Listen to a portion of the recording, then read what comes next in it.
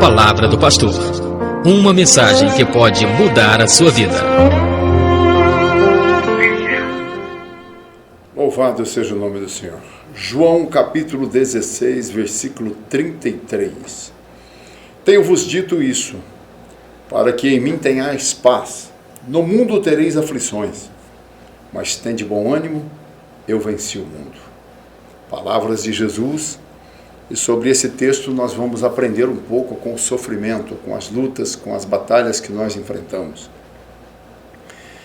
Esse texto a qual João estava escrevendo a biografia de Jesus, ele deixou claro que nesse texto Jesus ele faz uma colocação de que neste mundo a qual nós estamos vivendo, ele deixou bem claro que seria um mundo de Caim, um mundo de assassinos, um mundo de quem não quer que os filhos de Deus, eles gerem filhos de Deus. Abel não deixou posterioridade, ele não deixou filhos, ele não deixou seguidores da descoberta que ele teve em cultuar e se manifestar na graça de Deus e receber o seu culto, a sua adoração. Ele não deixou herança, ele não deixou a linhagem dele, ele foi extirpado da terra. Então, desde que Adão e Eva saem do Éden, o mundo, ele é mundo, e aqui é só aflição, é só luta, guerra, e o negócio é feroz mesmo, meu irmão. Então não pense você, vou aceitar Jesus e as lutas vão acabar. Não, pelo contrário, elas vão piorar. Mas que isso, pastor, tá maluco? Ué.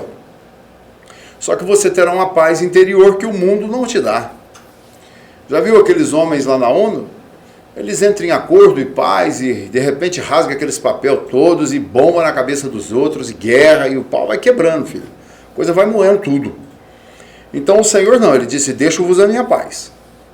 Então nesse mundão aqui, embora está tudo cogitando a nossa volta, e nós estamos aí lutando para servir a Deus. E você tem que pensar o seguinte, se você é uma pessoa que não está preparado para partir deste mundo, você não está preparado também para ser arrebatado. Como Cristo disse que viria buscar o seu povo santo, zeloso e de boas obras. Então, quando nós não estamos preparados para morrer, nós não estamos preparados também para ser transladados ou transformados e chegar numa glória real que temos numa eternidade. Então, o mundo, desde que é mundo, sem Deus, ausente, aqui nós teremos aflições. Mas Jesus, ele deixou uma palavra de muito conforto. Mas tende bom ânimo, porque eu venci o mundo. Que coisa boa, né? A palavra aflição, ela sempre, em geral, ela se refere a todo e qualquer tipo de sofrimento, dor, angústia, perseguição, peste, epidemia, doenças, dificuldades financeiras, traumas emocionais. Tudo isso e muito mais são aflições em potencial, a qual vai trazendo sobre nós e nós teremos que enfrentarmos. Algumas pessoas recorrem ao quê? Recorrem a recursos banais, vis, superficiais. A palavra remédio significa remediar. Então, existem coisas que você vai ter que tomar alguma coisa. Eu estou tomando, por exemplo, cheguei aos 61 anos agora, tomando alguns suplementos. Porque você vai perdendo alguns sais minerais, vitaminas, né? Então, remédio eu não tomo hoje. Embora com tudo que já passei, com tudo que já sofri, com tudo que vou sofrendo, eu não tomo nenhum psicotrópico, eu não tomo nenhum remédio para dormir. Eu não preciso tomar nada para dormir. Quando eu deito na cama, consciência tranquila. Eu me lembro de quando eu estava fazendo serviço militar, após um confronto que nós tivemos com os que estavam dando baixa e nós que estávamos entrando, eles nos perseguiram, né?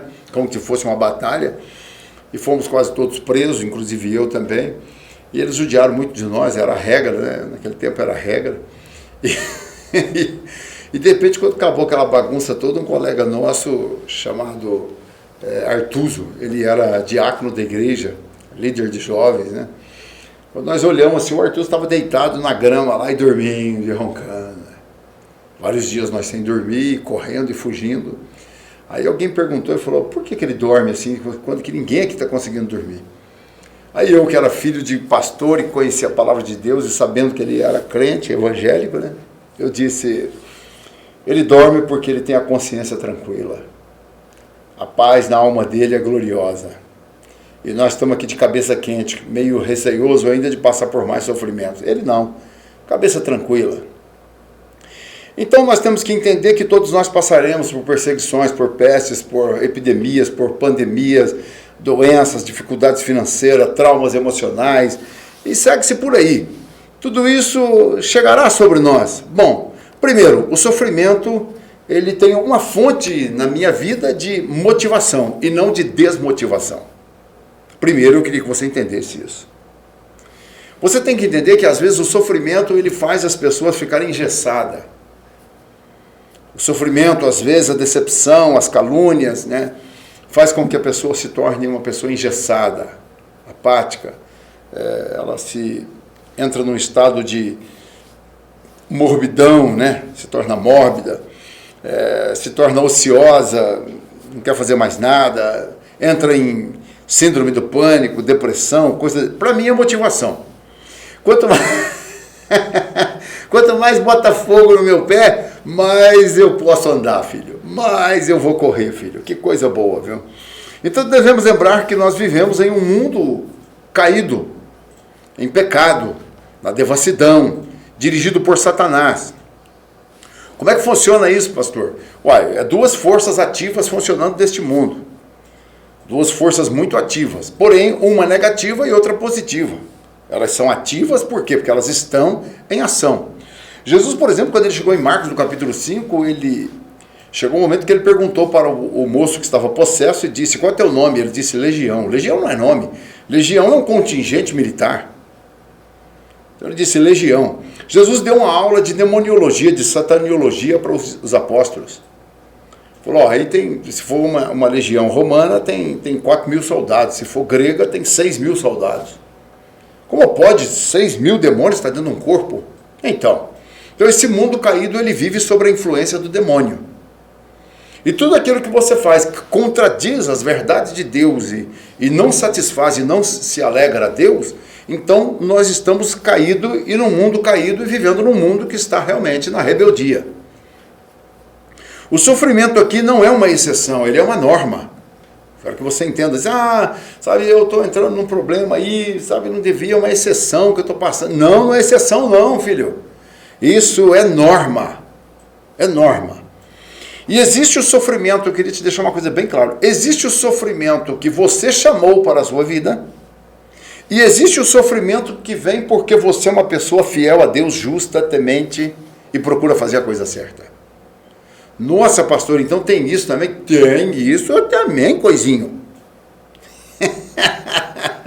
Tem esse negócio também, você tem que entender isso. Tá, eu pensei que ia servir a Deus e agora porque eu estou servindo a Deus? Não, filho. Aí que o diabo vai ficar furioso com você, nervoso com você, e ele vai tentar de tudo quanto é jeito para ver se você nega a sua fé. Não foi assim com Jó? O bicho apareceu lá e foi confrontar Jó, filho. Então, devemos pensar que Jesus ele prometeu aos seus seguidores que eles sofreriam. Jesus não prometeu aos seus seguidores essa doutrina que estão pregando por aí, filho. E que você chega lá, já tem um envelope para você dar dinheiro e campanha para dar dinheiro e tal. Não, isso aí não tem na Bíblia não, filho. Isso aí não existe na palavra de Deus. Jesus ele prometeu aos seus discípulos que no mundo tereis aflições. Está aqui, ó, João 16:33. No mundo terás aflições. Então, meu filho, olha aí, meu irmão. Se eu passo para o lado de Deus, o diabo me ataca mais. Eu não passo sofrimento, eu não passo luta, eu não passo necessidade, eu não sofro doença. Tudo vai bem na minha vida. Eu não precisava nem pregar o evangelho, nem Jesus morrer na cruz. Foi em vão a morte dele, então. Não. Ele veio morrer na cruz por quê? Por que Jesus veio morrer na cruz? Muitas vezes as pessoas, elas olham, por exemplo, a Jesus como o filme do Mel Gibson, né? Olha lá aquele sofrimento, aquele flagelamento, o cara apanhando e aquela coisa toda. Não, aquilo ali, meu filho, é o que você viu. Agora, atrás daquilo ali, no mundo espiritual, aconteceu fatos que você talvez não compreenda como uma pessoa religiosa. Atrás de todo aquele processo ali estava uma guerra, estava ali um demônio. Eu não sei se você lembra no filme do Mel Gibson, quando de repente, lá no finalzinho, né, quando Jesus está naquele sofrimento todo, passa um ser com um capuz na cabeça e um neném no colo. Você chegou a ver isso, Elias? Você sabe o que é aquilo? Aquele lá é o anticristo, é o filho do demônio que ele está implantando na terra. Então o diabo já estava carregando o filhinho dele, cuidando do nenezinho dele, filho. Que esse nenezinho dele tem sido muita gente por aí, filho. É os bebês do demônio, que estão por aí hoje, já grandinhos, já, e fazendo muita estrepulia. Inventando novos sites pornográficos, inventando tanta coisa maléfica, satânica, bruxuras. Está aí, filho, mundo afora, filho. Está aí no mundo afora, filho. É os filhotes dele. Né? Em outras palavras, enquanto Deus deixa o filho dele morrer, eu estou cuidando do meu. E ele passou com o dele no colo. Isso foi muito bem representado. Isso foi muito bem representado. Agora, precisamos compreender uma coisa. Que o sofrimento de Jesus, ele está exatamente em Isaías, no capítulo 53. E o versículo de número 1. Quem deu crédito à nossa pregação? E a quem se manifestou o braço do Senhor? Aqui está falando em Isaías, capítulo 53, 1. Quem deu crédito à nossa pregação? Então, desde os grandes pregoeiros, como Abel, como os grandes homens de Deus, Enoque, como Abraão, todos esses que pregaram e testemunharam da presença de Deus em suas vidas, alguém deu crédito? Alguém acreditou neles? O pregoeiro Noé, o mundo inteiro padeceu, só 8 almas se salvaram com o dilúvio. Entra lá na internet lá que você vai ver onde acharam a arca lá na Turquia, né, no monte que era chamado Ararat, hoje é a Turquia. Está lá. Ficou congelada lá para ser descoberta agora. Para provar que aquele barco lá sucateado lá hoje, nada mais, nada menos é do que... Bom, também tem aquela baleia que encontraram ali, parece que no Atacama ali, né? Encontraram uma baleia lá e fizeram uma pergunta, como que aquela baleia apareceu a tantos milhares de quilômetros? Aí aliás, um arqueólogo disse, a única explicação disso aqui é a Bíblia, foi o dilúvio. Uma baleia azul imensa, nunca vista o tamanho de uma baleia azul daquela. Só a carcaça dela, claro, né? Estava lá a ossada dela, né? Então, tudo isso testifica das verdades da Bíblia, né? Então, ele diz aqui, quem deu crédito à nossa pregação? Porque aí manifestou o braço do Senhor para salvar, para resgatar. Porque ele foi subindo como renovo perante ele, como raiz de uma terra seca, não tinha parecer nem formosura. Em outras palavras, olhava para Jesus, via ele como um ser humano, como um homem comum. E olhando nós para ele, não havia aparência nele para que o desejássemos, em outras palavras. Hoje as pessoas veneram tanto a imagem do Cristo, lá numa cruz com um lançolzinho enrolado, você precisava rever isso na Bíblia. Eles arrancaram a roupa dele e lançaram sorte, que era uma roupa muito cara. Jesus foi crucificado nu, com seus órgãos genitais patentes, latentes a todos os olhos. Então, meus filhos, são coisas que a Bíblia ela deixa muito bem claro sobre essa questão. Então, Jesus não foi colocado para você carregar ele no peito, ou você ter o rosto dele sofrido, choroso. Não. Jesus, na realidade, ele veio para poder dar a nós a salvação. Em outras palavras, uma pessoa santíssima, maravilhosa, abençoada, filho de Deus, ele veio e disse, eu vou tomar todos os pecados. Você pode perceber que os ladrões, quando eles desceram da cruz, 32 horas depois, porque Jesus foi crucificado às 3 horas da tarde, ele já estava morto. Então, praticamente, foi de manhã que eles crucificaram. 9 horas da manhã já estavam partindo para a crucificação. Então, o que acontece? 3 horas da tarde, Jesus ele expirou. Diz que o véu do templo se rasgou, aquele véu simbolizava exatamente a entrada do sacerdote ali dentro daquele lugar. Quando ele estava lá oferecendo um sacrifício, o véu rasgou. Por quê? Porque agora não precisa mais de sacerdote. Agora é o seguinte, todos nós somos sacerdotes de Deus. Todos nós agora que aceitamos e servimos a Ele, nós somos sacerdotes, embaixadores de Cristo. E aí aquele véu se rasgou, terminando todo o processo a qual tinha aquele negócio de ouvir o povo e uma pessoa ir lá falar para Deus o que estava acontecendo. Porque a separação era tão grande de Deus sobre a massa humana que tinha que ter um homem que santificasse. Então Jesus santificou e ele foi para o madeiro como se fosse o cordeiro imolado para tirar o meu e o seu pecado. E diz que ele era desprezado e mais rejeitado entre os homens de dores e experimentado nos trabalhos, como de quem os homens escondiam o rosto, era desprezado e não fizemos dele caso algum. Então veja bem, Jesus ele já chegou aqui neste mundo, já chegou numa situação complicadíssima. Primeiro, que a mãe era emprestada. E olha, eu vou ser sincero, hein? Eu tenho um carinho muito grande pela vida de Maria. Maria Madalena não tem nada a ver com a Maria que gerou Jesus. Maria foi Maria, né? Maria Madalena era outra coisa. Então não confunda as coisas, não confunda conhaque de alcatrão com catraca de canhão. Não confunda caçar-rolinha com caçarolinha. Tem muita diferença também. Então vamos entender que Jesus, ele já nasceu num ventre emprestado. Jesus é a semente da mulher. Porque afinal de contas, um homem e uma mulher, quando nasce, é a semente do homem. Que foi implantado naquele útero o sêmen do homem. Agora, Jesus não, ele nasceu pela vontade do Espírito. Então, na realidade, o sangue de Jesus não era sangue de Maria, não era sangue de José, não era sangue de um homem. Do DNA sairia o sangue de Deus. Porque Jesus, ele foi gerado pelo Espírito. E ali provou que a mulher, ela tem honra, ela deve ser honrada, respeitada, ela tem que ser realmente uma mulher abençoada, porque ela dá a luz sem o homem. Deus abre a madre dela e faz ela dar a luz sem a necessidade de um homem. Então, isso é muito importante. E outra coisa, né, mulher? Você deveria se preservar muito. Você que está aí me ouvindo, que é uma moça, jovem, solteira, pura ainda, você deveria pensar bem na sua vida. Porque o homem, ele suja a mulher. A mulher não suja o homem. Como assim, pastor? Ué, o homem, depois de um caso amoroso, ele deixa lá sua sujeira dentro da mulher. E a mulher não. Então a mulher deveria pensar nessas consequências. É importante que você não vá se entregando assim, não vai sendo essa pessoa aberta a qualquer tipo de homem, porque afinal de contas você é uma pessoa abençoada. E você sendo mulher, Deus honrou você através de Maria, para que realmente as mulheres fossem honradas dali por diante. Claro que Maria, na Bíblia, você não encontra, que ela subiu ao céu e foi coroada, isso você não encontra. Mas ela foi uma mulher que foi preparada por Deus para poder dar à luz. Ela tinha tudo para abortar aquele filho e não abortou. Quantos de nós abortamos a nossa fé que está dentro de nós? Abortamos o conhecimento da palavra de Deus dentro de nós. Quantos de nós abortamos a chamada ministerial? Nós abortamos. Nós abandonamos, nós deixamos a fé, abandonamos fé, Maria não. Maria, quando José desamparou ela, ela ainda lutou e ficou firme, sabendo que ela corria risco de ser morta apedrejada por prostituição. Mas ela ficou, ou mulher de fibra, ou mulher de graça, viu? Abençoada, viu?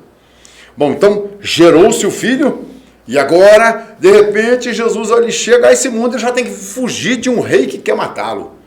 Claro que aquele homem representava a ação de um demônio, né? E aí manda matar todas as crianças. Existe um texto lá na frente que diz que Raquel chora os seus filhos e não pode ser consolada porque eles já não existem mais. Nero mandou matar todas as crianças até 2 anos de idade, 2, 3 anos de idade, para ver se pegava Jesus no meio. É por isso que lá em Apocalipse, no capítulo 12, você encontra o dragão parado diante de uma mulher, que ela está para dar à luz um filho, e ali está falando exatamente do nascimento de Jesus, ali está falando exatamente daquela mulher que simboliza Israel, que dali que veio o Messias, né? E que ele esperava para tragar e jogou até uma água para poder, foi quando matou aquelas crianças todas. É uma análise do livro de Apocalipse de todas as escrituras, o capítulo 12 de Apocalipse. É um texto muito importante. Fala da revelação satânica, que ele levou a terça parte das estrelas, é um livro muito magnífico, né? E você entende claramente que aqui Jesus ele foi desprezado, ele passou por todo esse processo, para que eu e você entendêssemos que nem o Filho de Deus teve prazer de viver nessa terra sem passar por sofrimentos.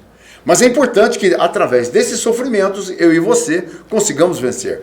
E o versículo 4 diz, verdadeiramente ele tomou sobre si as nossas enfermidades e as nossas dores levou sobre si. E nós o reputamos por aflito e ferido de Deus. Mas ele foi ferido por causa das nossas transgressões e moído por causa das nossas iniquidades. O castigo que nos traz a paz estava sobre ele. E pelas suas pisaduras nós somos sarados. Então você ande agora nos ensinos de Jesus, que tudo será sarado, tudo será abençoado, tudo será magnífico. No entanto, há algo que eu e você precisamos compreender sobre o sofrimento. Ele não é o fim. O sofrimento é algo que vai trabalhar na minha vida e na sua vida, e não é para você ficar parado, estagnado. É hora de começar, de recomeçar. Quando o sofrimento chega, as lutas chegam, é hora de um bom recomeçar. Em 2 Samuel, no capítulo 12, fala que Davi, depois de ter pecado com Betseba, ele viu seu filho morrer. Mesmo depois de chorar e orar bastante, ele jejuou, ele lutou pela vida da criança. Foi um grande sofrimento, uma grande dor. Então está aqui, sofrimentos que chegam a nós por atitudes pecaminosas. Sofrimentos e dores que chegam sobre nossas vidas por erros cometidos.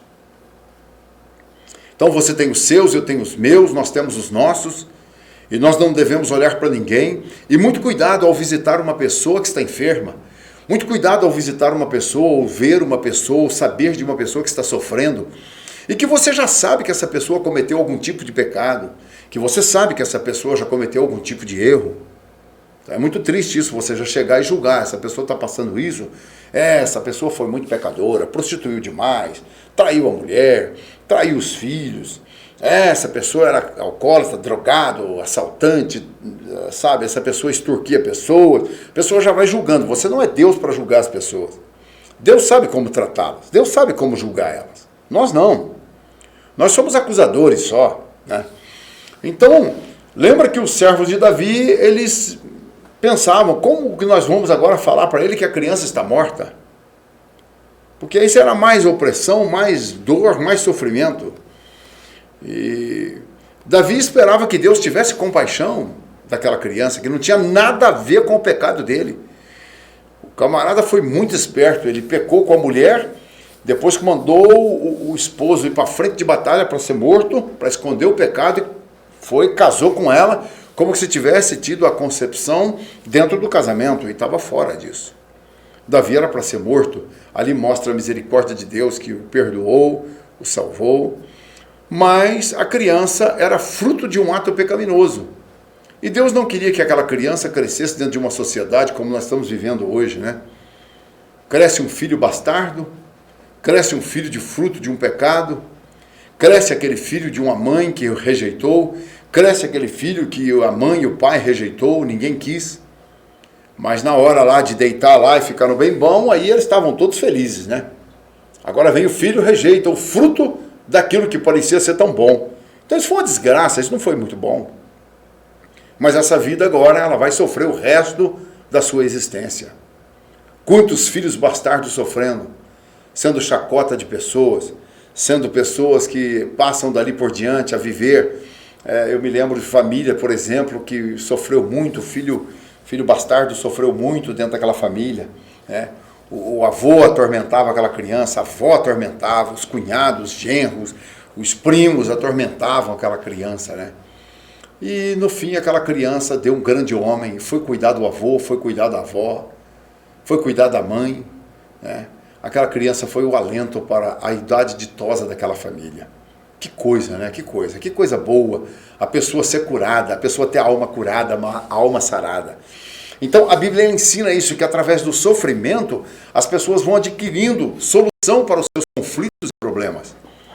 Agora, quando as pessoas, por exemplo, têm uma mente perturbada, o que é uma mente perturbada? É uma mente inquieta, não se assossega, é uma mente ansiosa, é uma mente que não consegue ficar sem pensar alguma coisa ruim e menos boa, né?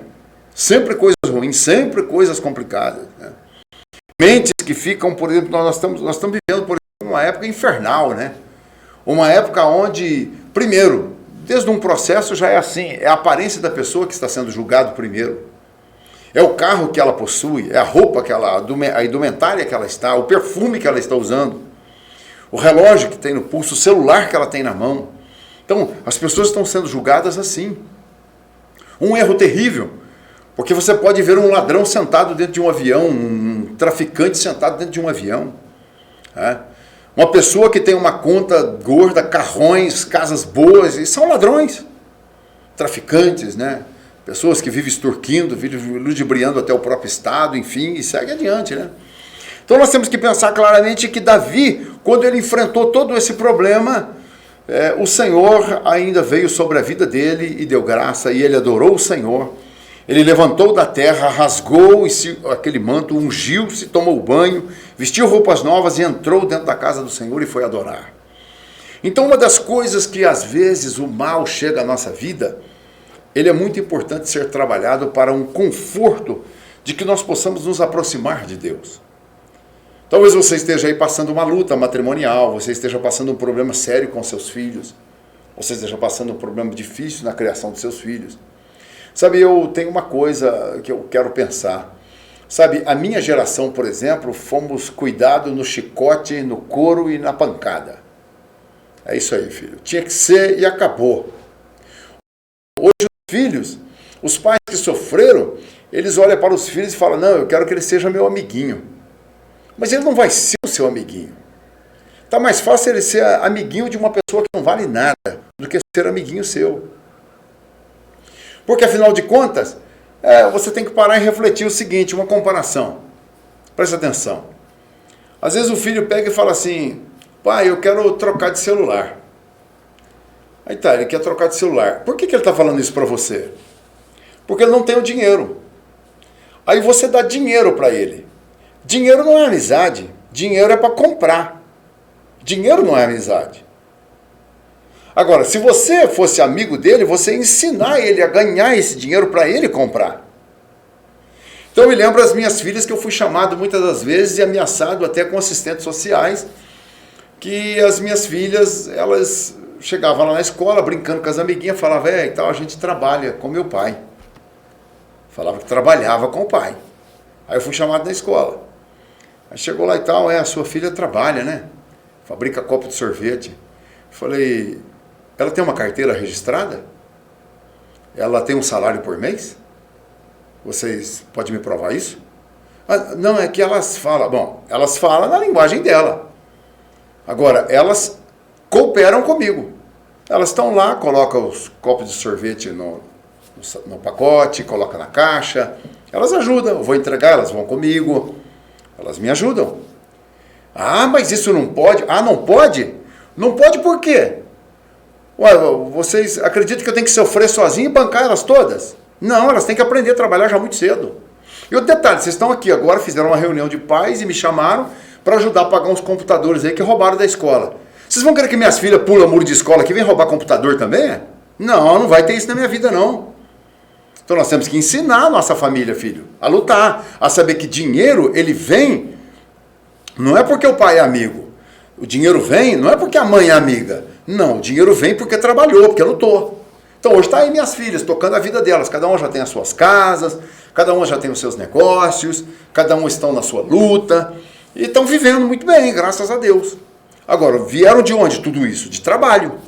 Não vem de dinheiro igreja lá, porque eu não pego o dinheiro da igreja lá para pôr lá na empresa delas. Me perguntaram esses tempos, por que eu fiz aquela igreja lá? Como é que eu consegui fazer? Ué, eu uso o dinheiro da igreja no povo, não uso o dinheiro da igreja nas minhas filhas, em mim, comigo, conosco. Não, o dinheiro da igreja é do povo. Então tá lá um templo erguido, né? Graças a Deus sem dever um tostão, tudo pago, abençoado, né? Não precisou fazer desafio com Deus, não precisou fazer campanhas, não precisou fazer vexame de arrancar dinheiro do povo. Não, está lá, está levantado. E pergunta para o próprio povo que está lá. Eles sabem a origem desse dinheiro lá, onde chegou. E como foi, a luta que foi, né? Então, quando você enfrenta uma luta em que dentro desse processo começam a surgir as dificuldades financeiras, começam a surgir as dificuldades de criação de filho, começam a surgir as dificuldades de você com seu carro, trocar carro, arrumar casa, reformar casa,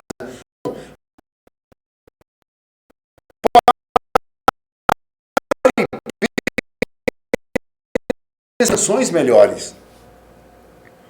Então, olha, é importante que eu e você não tente eliminar a dor e o sofrimento muitas das vezes.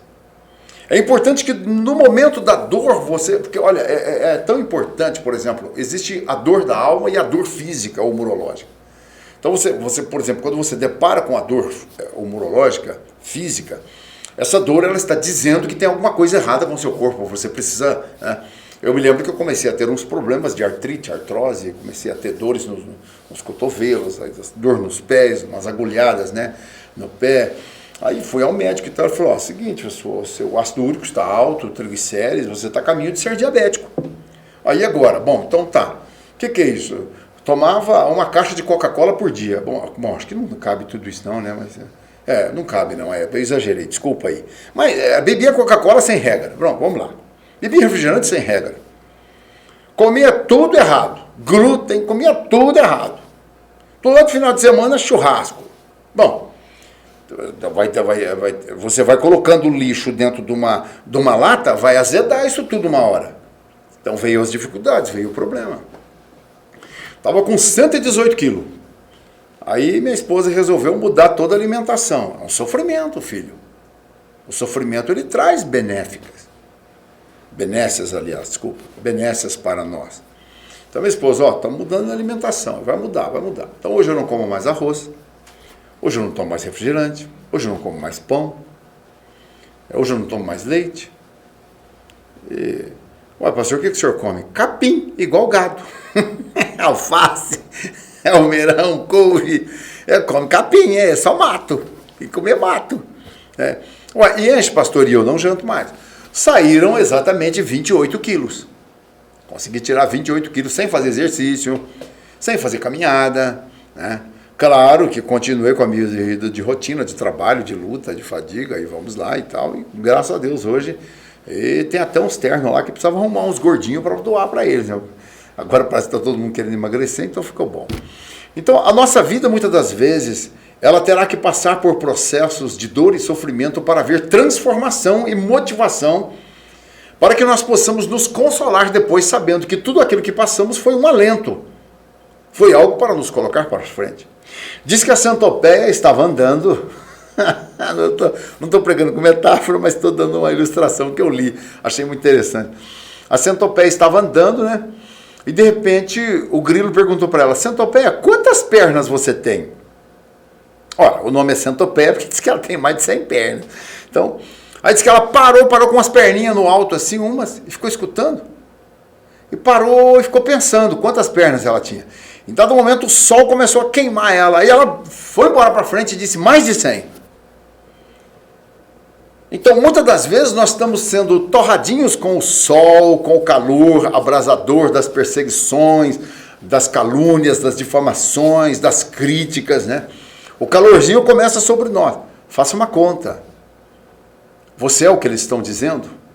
Ou eles estão dizendo isso para transformar você em ser esse tipo de personalidade de pessoa? Então Deus, Ele te convida a se levantar, a seguir adiante, ir em frente e ser uma bênção. Segundo, os sofrimentos são testes para que eu e você possamos avaliar a nossa conduta de vida. Em Mateus, no capítulo 7, versículo 24, o sofrimento pode testar a sua força e estrutura espiritual. 1 Pedro, no capítulo 1, versículo 6, diz que também o sofrimento ele pode testar a genuinidade da sua fé. Pode testar exatamente a têmpera da minha e da sua fé. Também em 1 Coríntios 3 e 12 diz que ele pode testar a sua motivação e trabalho. O que você pensa da vida e como você age no seu trabalho. Quantas pessoas desmotivadas num trabalho foram mandadas embora e era dali que ele tirava o sustento da família e não pensou nisso. Desmotivado pelo que ganha, né? Então, muitas das vezes olha, eu te digo assim, se você está num trabalho, você quer seguir uma carreira e lá não tem carreira, é importante que você procure um lugar onde tem uma carreira de segmento para você avançar, ué. Isso Deus não vai ignorar. Agora, o diabo vai achar bom quando você começa a fazer o que naquele trabalho? Nem a sua obrigação mais pelo valor que você ganha. Porque na realidade é uma troca. Você está trabalhando e eles vão te dar essa troca em dinheiro. Não é mais escândalo. Imagine, por exemplo, tem pessoas que trabalham para comer e vestir. Então, se fôssemos na época do escândalo, você trabalharia numa empresa, aí eles te dariam roupa, calçado, né? Te daria alimento, então você trabalharia em troca disso só. Agora, você trabalha exatamente para você realizar parte do seu sonho, ou seu sonho num todo, ou até mais do que o sonho. Eu paro hoje, eu olho e falo, eu tenho mais do que eu mereço, né? Graças a Deus, Deus me deu condição de comprar algumas coisas, realizar alguns sonhos. Nossa, que coisa abençoada, isso é maravilhoso, né? Então Deus, ele pode também permitir que venha na minha vida, e o maligno pode lançar na sua vida e na minha vida Um tipo de sofrimento para que nós possamos testar a nossa motivação. E aí o que acontece? Aí vem o sofrimento, você fica desmotivado. Você para, você se entra em depressão, em angústia, síndrome do pânico, você vai se arrebentando todo, né? O sofrimento também, em Provérbios 17, ele pode testar o seu relacionamento. Quando o sofrimento chega e casamentos se desfazem, aquele amor tão grande, aqueles beijos, aqueles abraços, aqueles elogios, aquela coisa gostosa que tinha no casamento, pum, explode, acaba com tudo, vai tudo pro ar. Também o sofrimento, acima de tudo, ele pode produzir um caráter cristão em nós. Em Romanos, no capítulo 5, fala que Deus pode, através de todo o sofrimento, curar o nosso caráter e fazer a nossa fé ser genuína. Nós termos graça e enfrentar. Paulo e Silas, meu xará, Silas, eles foram presos lá em Atos dos Apóstolos, no capítulo 16, e eles foram amarrados ao tronco. E depois de ter sofrido muitos açoites, eles pegaram e foram cantar, e os presos ouviam. E de repente aqueles grandes sofrimentos que estavam sobre a vida deles, todo aquilo que eles estavam passando, diz que ao terminar o dia, a Bíblia diz que perto da meia-noite, Paulo e Silas orava e cantava hinos a Deus e louvava o Senhor, e os presos escutavam. Está lá, no capítulo 16. E dentro desse processo, o caráter de Deus, então, foi acurado dentro da vida desses dois apóstolos, desses dois seguidores de Cristo. Pois, acima de tudo, eu e você podemos ainda ser instrumento nas mãos de Deus através desses grandes sofrimentos que nós estamos passando. Quantas pessoas, eu preguei no Cadeião em Ribeirão Preto, já preguei na cadeia aqui de Paraíso, já preguei no Carandiru, quando existia, né? E você encontrava pessoas ali que você tinha certeza absoluta que elas eram inocentes. E encontrei pessoas ali que eu perguntei para eles, quantos você já matou? Ah, pastor, eu não faço ideia. Já matei muitos. Não faço ideia. Você consegue dormir? Não, não consigo, pastor. Sempre eu olho o rosto dessas pessoas e me vem à mente o rosto dessas pessoas que eu matei. E por que você matou? Para roubar, para assaltar. Puxa vida. Já de repente você encontrava outro, e aí, tal, você está aqui porque, matei. Matou por quê, filho? Ah, matei porque o cara foi, estrupou minha irmã, queria estrupar minha mãe, eu peguei e matei.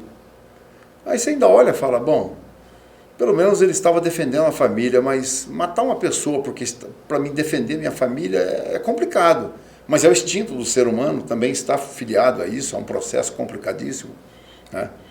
Então, a vida vai passando por muito sofrimento. Então, a pessoa vai pagar 30 anos de cadeia, né? E encontrei várias pessoas ali que você conversava. E aí? Não, não devo isso. O que você vai fazer? Vou sair daqui e vou matar essa pessoa. Puxa vida! Aí agora vai cometer um crime. Então, aquela penitência de enquadrar a pessoa e colocar dentro de uma jaula, fez mal para ela. E outras que eram assassinas saíram dali piores ainda. Então o sistema carcerário, muitas das vezes, ele não vai fazer a penitência, não vai fazer você ser um cristão melhor. Mas o sofrimento que vem através das grandes revelações de Deus e de um propósito de Deus para que você enxergue na luz do fundo do túnel a vida de Jesus e o sofrimento de Cristo, fará que você entenda que isso não pode te aperfeiçoar de uma forma sem que você não tenha a presença de Deus. Mas você tendo a presença de Deus, tudo será aperfeiçoado. Mesmo que seja calúnia, mesmo que seja injúrias, mesmo que seja perseguição, como aconteceu aqui com a vida de Paulo, no capítulo 16 do livro de Atos, né? Então, entendamos claramente que o projeto de Deus é um projeto que ele tem em mente para que possamos nós sermos abençoados. E depois diz que os mesmos homens e magistrados que mandaram açoitar a eles e prendê-los, agora eles vêm até eles e dizem, agora sai, pode ir em paz, e está tudo em paz. Então, no meio dessa luta toda, cante um louvor, glorifique a Deus. No meio dessas perseguições todas, glorifique a Deus, cante louvores. Não é fácil. Eu sei o que é calúnia, eu sei o que é difamação. Não é brincadeira não, meus filhos. Não é brincadeira não, eu sei. Nós temos sangue, nós não somos barata, né? Como diz aí o adágio. Terceiro, Cristo levou sobre si o nosso sofrimento. Em outras palavras, esse tópico aqui eu acho que é muito importante, porque é o seguinte: Deus, ele levou sobre si os nossos rancores, as nossas mágoas, os nossos ressentimentos. O sofrimento em si ficou. Esse faz parte da nossa vida. Você quer saber se você perdoou aquela pessoa? Quando você lembra, você não tem ódio, não tem asco, não tem amargura. Então você perdoou, está perdoado. Você não sofre de Alzheimer. Você lembra que a pessoa fez um mal para você. Também o Senhor não disse que você tem que voltar a ser amigo dessa pessoa, viver, ter uma convivência, adquirir aquela mesma amizade. Não. Ela disse o seguinte: se ele tiver fome, dá de comer. Mas não precisa colocar mais dentro da sua casa, porque a confiança se adquire, não se impõe. Então aquela confiança que a pessoa adquiriu através do caráter, da personalidade dela, agora que traiu e que fez toda essa bagunça e tal, não. Ela fica de lá, você fica de cá, não tem problema algum. Mas que não haja ressentimento no coração. Esse é o propósito de Deus. Então o sofrimento que Jesus levou foi exatamente a mágoa, o ressentimento. Quando Jesus olhou para aqueles soldados, né? Você pode olhar, por exemplo, o seguinte: aqueles soldados, eles foram pagos para prender Jesus. Eles foram pagos para levar Jesus. Eles foram pagos para açoitar Jesus. Mas eles não foram pagos para cuspir em Jesus. E eles cuspiram. Eles não foram pagos para vedar os olhos de Jesus e bater e dizer: agora profetiza, quem te bateu e tal. Eles não foram pagos para isso. Escarnecer de Jesus. E quantas pessoas têm escarnecido de nós que servimos a Jesus? Pois eles estão escarnecendo do mesmo Jesus. Eles estão fazendo a mesma coisa que fizeram com Jesus. Então é importante que você entenda que dentro desse processo Jesus levou essas decepções. Ele levou essas agruras, esse sofrimento, essa dor, ele levou. Lá em Isaías, no capítulo 53. Lá no versículo 4, ele diz: verdadeiramente ele tomou sobre si as nossas enfermidades. Que enfermidades essas? Da alma. Não as enfermidades físicas. Jesus curou muitas enfermidades físicas e de alma. Mas ele levou as nossas enfermidades da alma.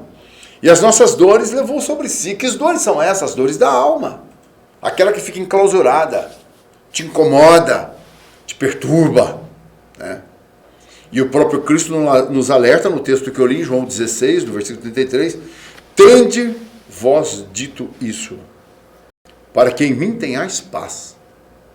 Então em Jesus, não no mundo, não nas pessoas, não espere das pessoas.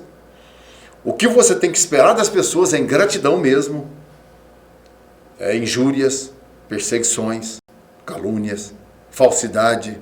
Você tem que esperar isso, filho. Você tem que ser uma pessoa que tem uma preparação muito importante. Olha, até mesmo, às vezes a minha esposa fala assim: eu custei compreender o que você fala, Fofo. Eu sempre disse para ela que eu tenho reservas no amor que nós temos. Eu sempre aprendi a ter reservas no amor. Reserva no amor paterno, reserva no amor materno, reserva no amor filhos, né? Reserva no amor eros, reserva no amor platônico, reserva em todo tipo. Só não tenho reserva no amor ágape, que é o amor de Deus. Esse eu não posso ter reserva. Amo ele incondicionalmente. Então, é importante que você tenha, porque de repente sua esposa morre, seu esposo morre e adoece, vai para dentro do quarto, vai para a depressão, vai sofrer o resto da vida, vai morrer também. Não. Mas não vai fazer também como aquela mulher, né, que chegou na beira do enterro lá e, ai, me acorde, gente, ai, me enterra junto com ele, eu não quero que enterra ele. De repente ela escorreu, caiu dentro do buraco, ela, gente, me tira daqui. Vai falar assim: acaba de jogar terra, agora terra tudo vivo, pronto.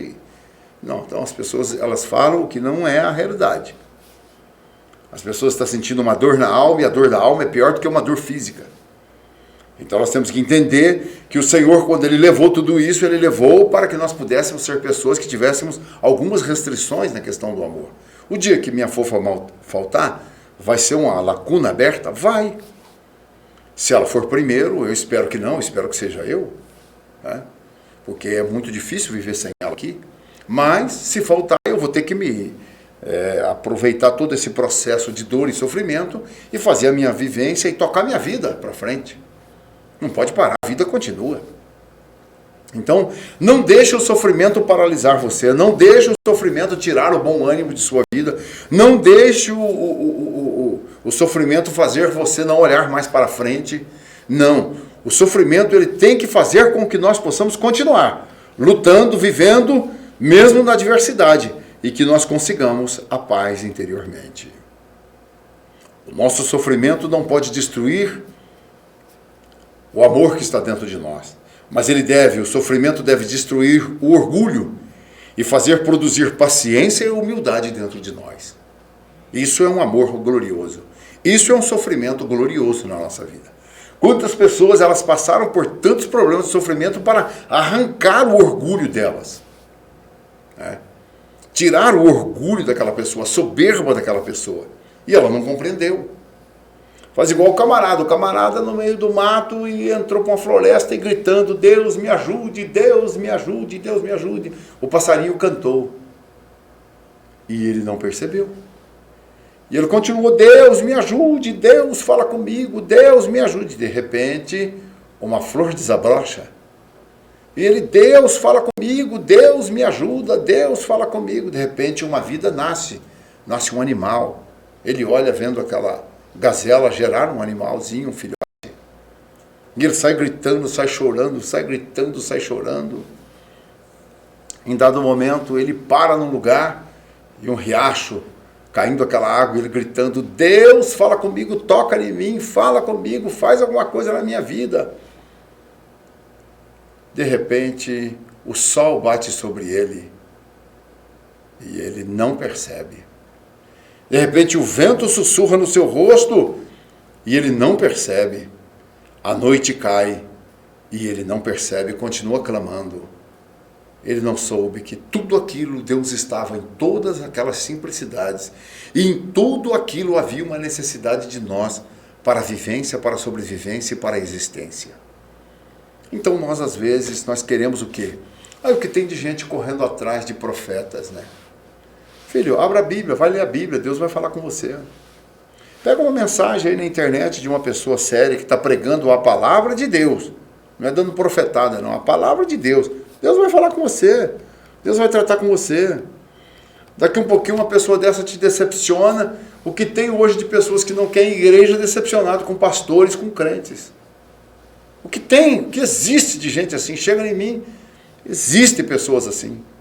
Pastor, eu não acreditava mais em pastor, em igreja, em mais nada. Puxa vida, que tristeza. Então a humildade, a paciência, ela é controlada, ela é trabalhada pelos nossos sofrimentos, gente. Pelas lutas que nós enfrentamos, pelas dificuldades que nós vamos passando. Dessa mesma maneira, Jesus passou por todo esse processo aqui, para provar para nós que tudo é possível. José, por exemplo, ele vai para o Egito vendido como escravo, depois tem que matar a fome dos seus irmãos. Os seus irmãos eram tão ruins que chegou um momento que eles falaram assim: olha, ele está esperando nosso pai morrer para vingar de nós, porque é o que estava dentro deles. O dia que nosso pai morresse, meu irmão vai tacar nós tudo na cadeia, vai judiar de nós. José nunca fez isso. Não estava isso dentro de José, pelo contrário, estava o amor, a compaixão. Quando ele olhou todo o sofrimento que ele passou e que entendeu que a fome trouxe os pais dele ali no Egito, trouxe os irmãos no Egito, compreendeu que tudo aquilo que eles fizeram por mal, Deus usou como bênção para que eles fossem uma bênção para poder salvar a posterioridade da sua família. É isso que Deus quer que nós pensamos. Que a graça de Deus esteja sobre você.